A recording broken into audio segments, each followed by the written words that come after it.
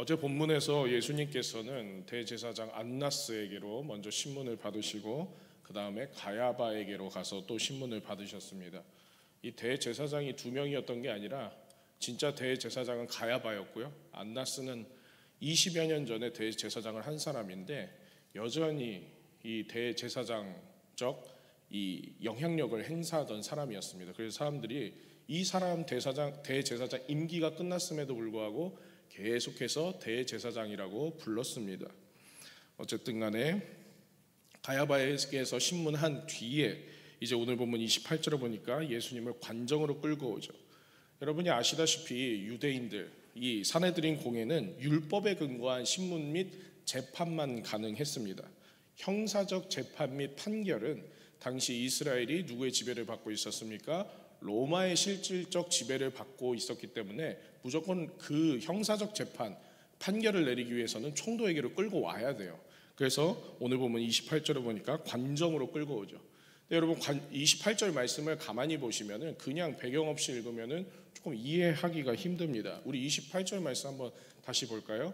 저기 보시면 예수를 가야바에게서 관정으로 끌고 갔다고 하죠. 새벽이라고 합니다. 그러니까 밤새도록 예수님을 신문하신 거고 그들은 더럽힘을 받지 아니하고 유월절 잔치를 먹고자 하여 관정에 들어가지 아니하더라. 저게 무슨 말일까? 여러분 관정은 프라이토리온이라는 말의 번역입니다.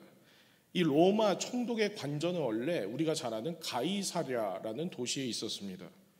가이사랴 지역에 있다가 이 유월절과 같은 유대인들이 모이는 예루살렘으로 아주 많이 모이는 유대인의 큰 대명절 때는 큰 무리의 유대인들이 모여서 어떤 소동이나 소요가 일어날 것을 미리 염려하여서 대명절 즈음이 되면은 로마 총독이 자신의 친위대, 근위대, 이 군병들을 이끌고 가이사랴에서 미리 예루살렘으로 와 있습니다. 막기 위해서요, 소동과 소요를. 그때 그들이 머물던 장소 내지는 로마 총독을 지키는 근위대, 친위대를 바로 프라이토리온, 관정이라고 부릅니다. 오늘 본문에서는 아마도 머물던 장소를 의미하는 것이겠죠. 그렇다면 이 관정이 여러분 그러면은 어떤 곳입니까? 유대인들로 가득한 곳입니까? 이방인들로 가득한 곳입니까? 로마 사람들이니까 당연히 이방인들로 가득한 곳이죠. 그럼 유대인들의 관점에서 봤을 때 이 관정은 여러분 정결한 곳일까요? 부정결한 곳일까요? 부정한 곳이죠. 그러니까 안 들어간 거예요. 왜요? 들어가면 어떻게 됩니까? 우리가 레위기 때 공부했잖아요. 들어가면 어떻게 되는 거예요? 부정함을 입으니까 유월절 그 식사, 유월절 잔치에 부정한 사람이 들어갈 수 있습니까? 없는 거예요. 정결해질 때까지 일주일, 2주일 이렇게 기다려야 되지 않습니까? 그 얘기를 지금 28절에서 하고 있는 것입니다. 그러니까 율법의 준수, 율법을 지키기 위해서 율법의 준수를 통한 경건을 유지하기 위해 애쓰는 이 유대교 지도자들의 모습을 볼 수 있는 것이죠. 그러나 이들은 자신의 체면, 지위를 위한 경건에는 지금 힘쓰고 있지만 실질적 율법에서 강조한 율법의 결정체, 근본 정신이라고 할 수 있는 정의와 공의를 행하는 모습은 없는 것을 우리는 확인할 수 있죠. 즉 경건의 모양, 경건의 구색만 지금 갖추고 있는 거예요. 그 이유가 무엇입니까? 예수님의 재판 과정에 있어서 이 온갖 불법을 다 일삼고 있기 때문입니다. 그들이 그렇게 지키고자 했던 율법에서는 어떻게 말씀하고 있습니까? 율법에서는 재판을 적법한 절차를 따라 공정하게 진행하고 처벌하는 것을 정의와 공의를 행하는 것이라고 말씀하고 있습니다. 그에 대해서 율법에서 여러 군데에서 말씀하고 있는데 대표적으로 레위기 19장 15절 말씀이죠. 뭐라고 말씀합니까? 너희는 재판할 때 어떻게 해요? 불의를 행하지 말라는 거예요. 가난한 자의 편을 들지 말며 세력 있는 자라고 또 두둔도 하지 말라고, 공의로 사람을 재판하라고 말씀합니다. 심지어 신명기에서는 여러분 공의를 행하는 것과 생명을 연결시켜서까지 말씀합니다. 너는 마땅히 공의만을 따르라. 그리하면 네가 살겠고, 이렇게 말씀하고 있어요. 그리고 우리가 읽지는 않겠지만 우리가 잘 아는 그 아모스 5장의 말씀은 뭐라고 말씀합니까? 오직 정의를 물같이, 공의를 마르지 않는 강같이 흐르게 할지어다, 이렇게 선포하기까지 하지 않습니까? 즉 실질적인 경건, 실질적인 율법의 정신에 합당한 삶은 이들 유대교 지도자의 입장에서는 재판을 공정히 적법하게 진행하는 것이었습니다. 그러나 예수님을 고발한 이들의 재판의 과정은 불법 중에 불법이었어요. 불법 아주 그 자체였습니다. 그럼 무엇이 불법이었습니까, 여러분? 크게 세 가지 이유를 들 수 있는데, 첫 번째로는 예수님에 대한 죄목이 없었다는 것입니다. 즉 죄 없으신 예수님을 무작정 로마 총독에게 지금 고소하고 있는 것입니다. 29절 말씀에 빌라도가 이렇게 묻죠. 너희가 무슨 일로 이 사람을 고발하느냐?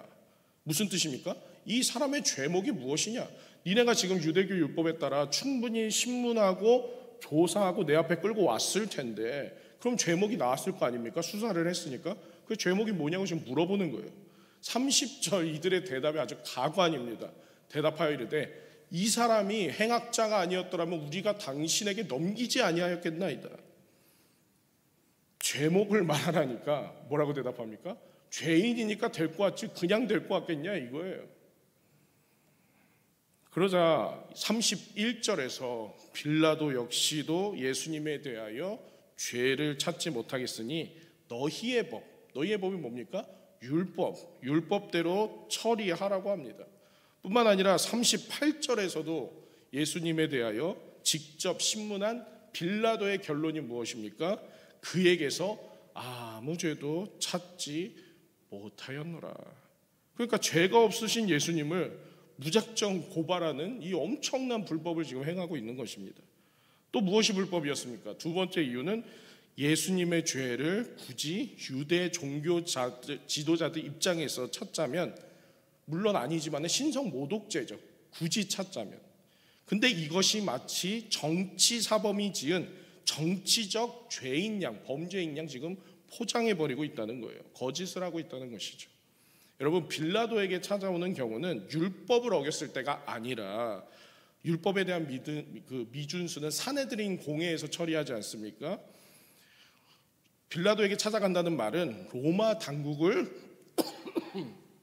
위협할 만한 정치적, 이 사회적 중범죄에 해당하는 경우에 빌라도를 찾아가는 것입니다.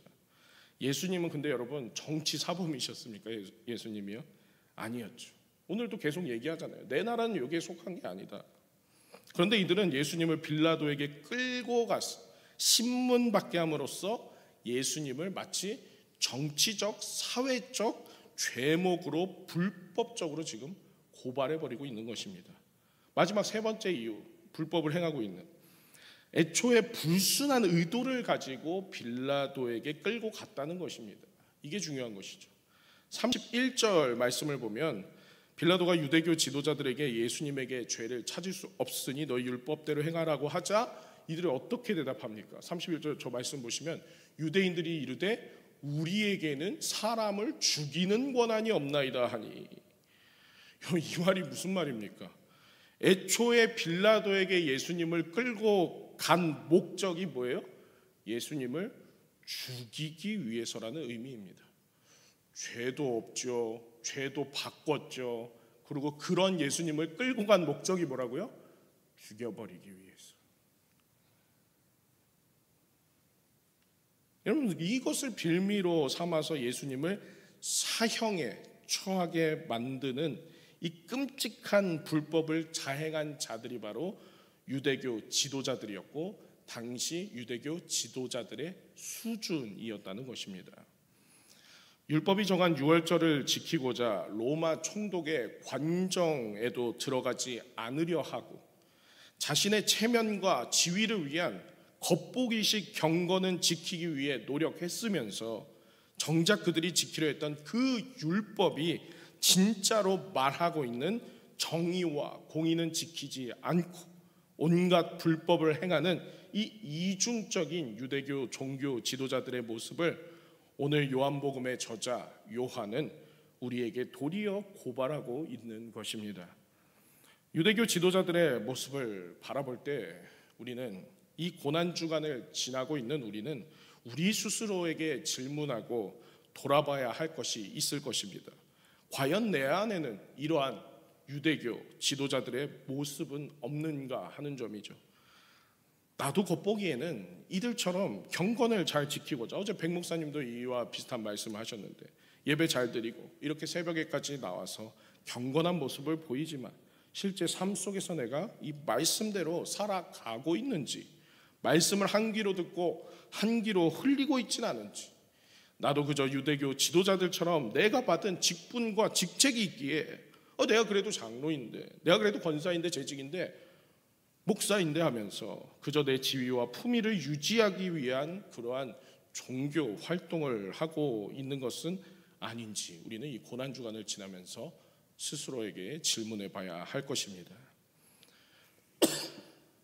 예수님께서는 이 땅에서 사역하시는 동안 그렇게 겉만 번지르르하게 신앙생활하는 유대교 지도자들을 향하여 회칠한 무덤이라고 했습니다. 즉 겉으로는 아름답게 보이나 그 안에는 죽은 사람의 뼈와 모든 더러운 것이 가득하다고 이 문자 그대로 꾸짖으셨어요. 고난주간 이 셋째 날 새벽, 우리 불법하나 경건한 자요, 경건하나 불법한 자가 아니라 겉과 속이 같은 자, 곧 우리의 전인이 주님을 향하고 주님의 말씀대로 살아가는 자가 다 되시기를 간절히 소망합니다. 또 한 가지 우리가 살펴볼 것은, 결국 이 모든 십자가로 향하는 길은 하나님께서 계획하신 길이고 예수님께서 기꺼이 순종하여 걸어가신 길이라는 것입니다. 오늘 보면 32절 말씀을 보면 이렇게 말씀하고 있죠. 이는 예수께서 자기가 어떠한 죽음으로 죽을 것을 가리켜 하신 말씀을 응하게 하려 함이로라. 아멘. 여기서 어떠한 죽음이라는 것은 어떤 종류의 죽음이라고 번역할 수가 또한 있는 것이죠. 즉 예수님께서 어떠한 저항도 없이 유대교 지도자들의 손에 이끌려 빌라도에게 간 것, 그리고 빌라도에게서 사형을 언도받을 때에 특정한 종류의 죽음이 자신을 기다리고 있다는 것을 예수님께서는 분명히 아셨다는 것입니다. 그리고 그 종류의 죽음이 무엇입니까? 우리가 잘 아는 대로 십자가형인 것입니다.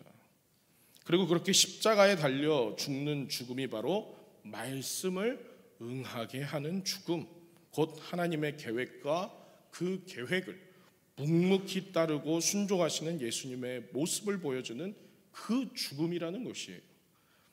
그런데 놀랍게도 예수님을 그렇게 죽이려는 유대교 지도자들, 그리고 그러한 길로 가룟 유다를 비롯하여서 모든 상황을 이끌어가고 있는 세상의 임금인 사탄 역시도 십자가의 길로 가는 예수님을 바라보며 만세를 부르고 있었다는 사실입니다.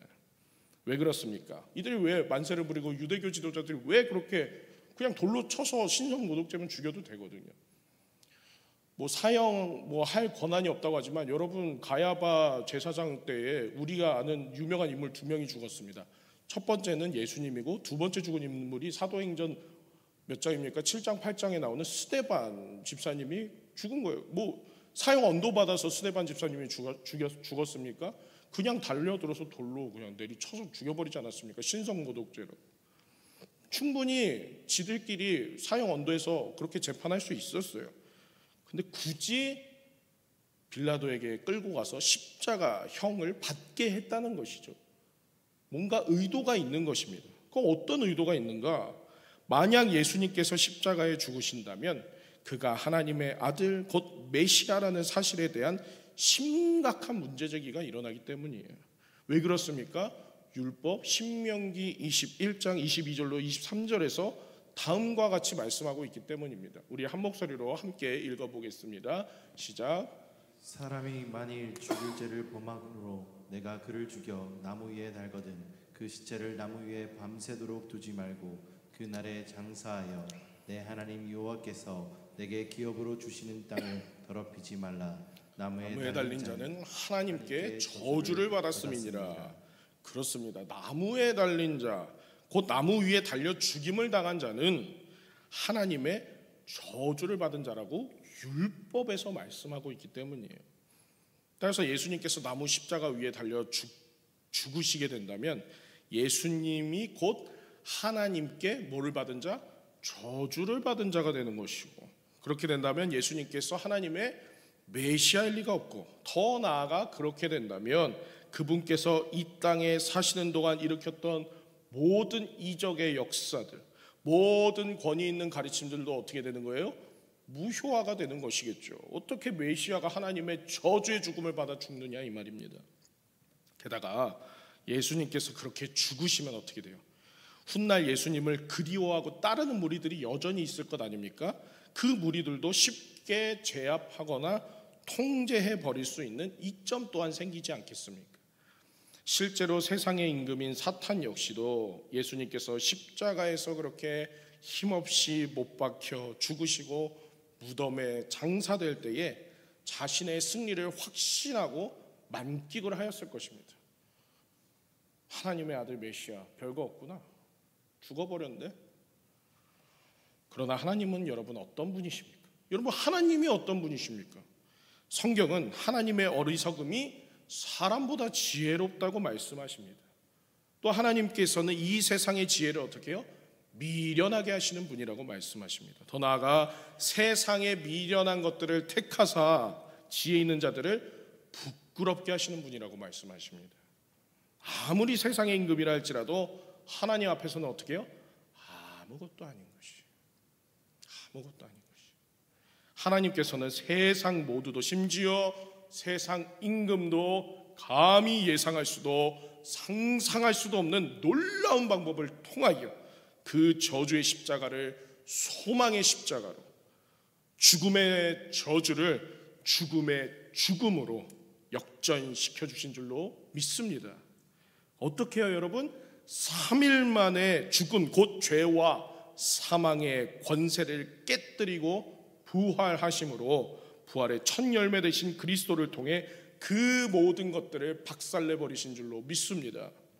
이제는 누구든지 예수 그리스도의 왕 되심, 그분의 구주 되심을 믿음으로 믿고 고백하면 그 믿음을 통해서, 그 믿음으로 말미암아 그 고백하는 자에게 예수님의 생명으로 새 창조되어지는 역사가 일어나는 것입니다.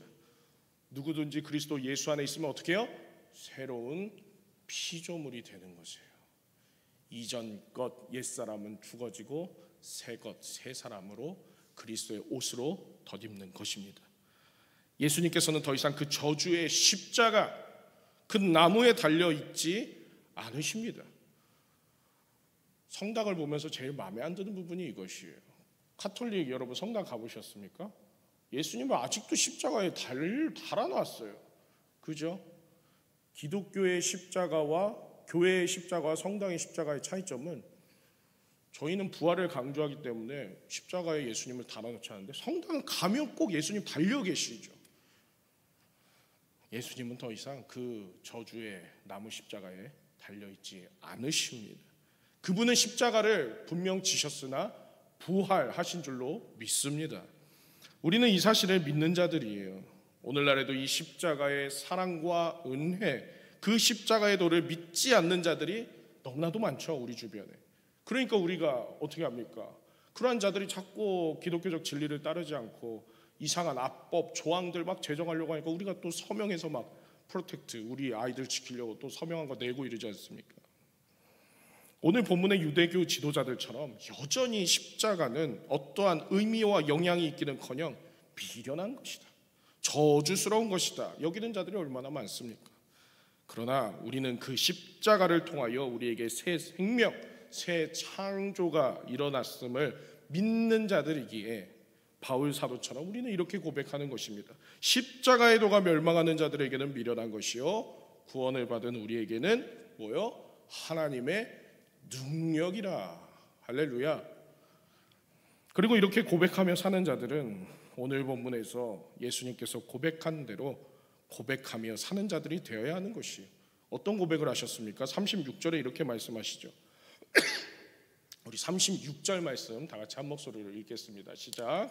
예수께서 대답하시되 내 나라는 이 세상에 속한 것이 아니니라. 만일 내 나라가 이 세상에 속한 것이었더라면 내 종들이 싸워 나로 유대인들에게 넘어가지 않게 하였으리라. 이제 내 나라는 여기에 속한 것이 아니니라. 아멘. 그렇습니다. 지난주 토요일에도 우리가 살펴본 것처럼 우리는 이 세상에서 살아가나 이 세상에 속하지는 않는 자들이에요. 예수님께서도 이를 분명히 말씀하시지 않습니까? 예수님께서도 나는 그리고 나의 나라는 이 세상에 속한 것이 아니라고 지금 빌라도 앞에서 당당하게 고백하고 있으십니다. 물론 우리는 이 세상에서 살아가고 있습니다. 우리에게 허락된 마지막 숨을 거둘 때까지 우리는 이 세상에서 살아갈 것입니다. 그러나 이 세상에 속하지는 않는 것이에요. 이것을 지난주 토요일에 저는 구별됨, 거룩함이라고 말씀을 드렸습니다. 우리는 단지 이 땅에서 베드로 사도의 표현대로 이방인이요 나그네에 불과한 것이에요. 왜요? 우리의 본향은, 우리의 진정한 나라는 저 천국 하늘나라에 있기 때문입니다. 우리의 시민권은 거기에 속하여 있기 때문인 것이에요. 우리가 우리의 믿음으로 영생과 구원을 고백한다는 것이 바로 내가 이 땅에 속한 자가 아니라 하늘나라 시민권자요, 예수님께서 재림하실 때에 새 하늘과 새 땅에 임하는 그때에 그분과 함께 영원토록 왕노릇함을 믿는다는 것이기 때문입니다. 우리는 고난주간을 지내면서 예수님의 그 십자가의 은혜와 사랑, 그 고난을 당연히 우리는 묵상해야 합니다.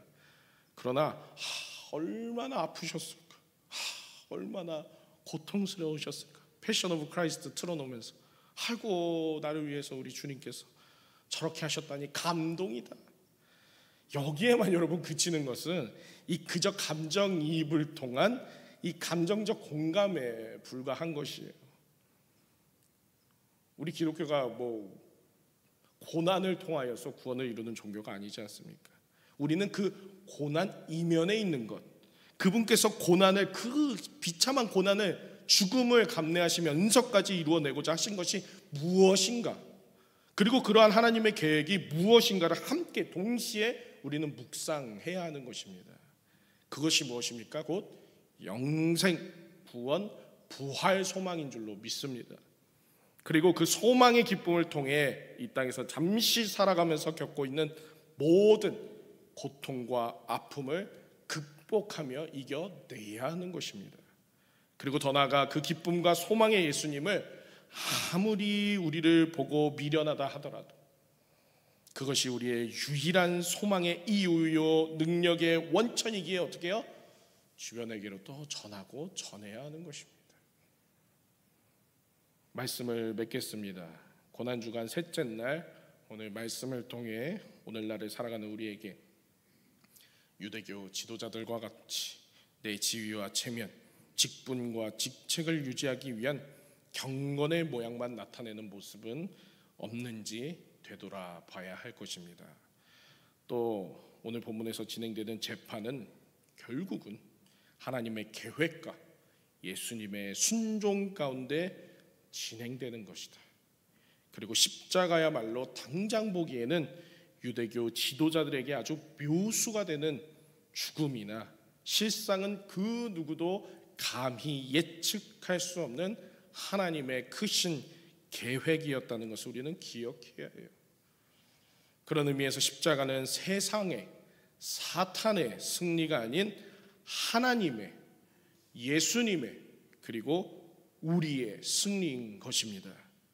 하나님의 그 크신 구원의 계획 가운데 우리 모두는 영생 곧 부활을 허락받았으며 그러기에 우리는 이 세상에 속한 것이 아님을 항상 기억하고 그 기쁨을 널리 전해야 할 줄로 믿습니다. 우리 모두 2024년 고난주간을 지내며 그러한 자들로 결단하시고 쓰임받게 되시기를 주님의 이름으로 축원합니다. 아멘. 이 시간 우리 함께